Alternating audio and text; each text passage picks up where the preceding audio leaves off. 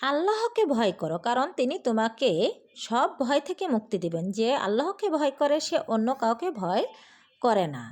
আল্লাহর ভয় তাকওয়া যা সকল অন্যায় থেকে বাঁচায়। এগুলো মানুষকে আল্লাহর নৈকট্য এবং পরকালে মুক্তির কথা স্মরণ করিয়ে দেবে। তোমরা আল্লাহকে ভয় করো যেরূপ ভয় করা উচিত, আর মুসলিম না হয়ে মৃত্যুবরণ করো না।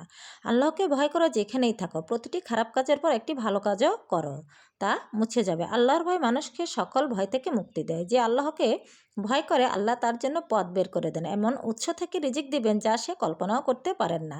যে আল্লাহকে ভয় করে সে অন্য কাউকে ভয় করে না। আল্লাহর ভয়ে প্রকৃত শান্তি, যা ইহকাল ও পরকালে সকল অশান্তি থেকে মুক্তি দেয়। ভয় করো সে আল্লাহকে, যিনি তোমার প্রতিটি নিঃশ্বাস দেখছেন এবং সব কিছুর হিসাব নেবেন।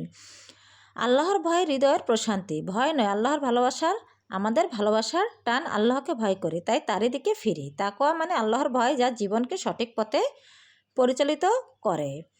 আল্লাহকে ভয় মানুষকে সকল ভয় থেকে মুক্তি দেবে ইনশাল্লাহ।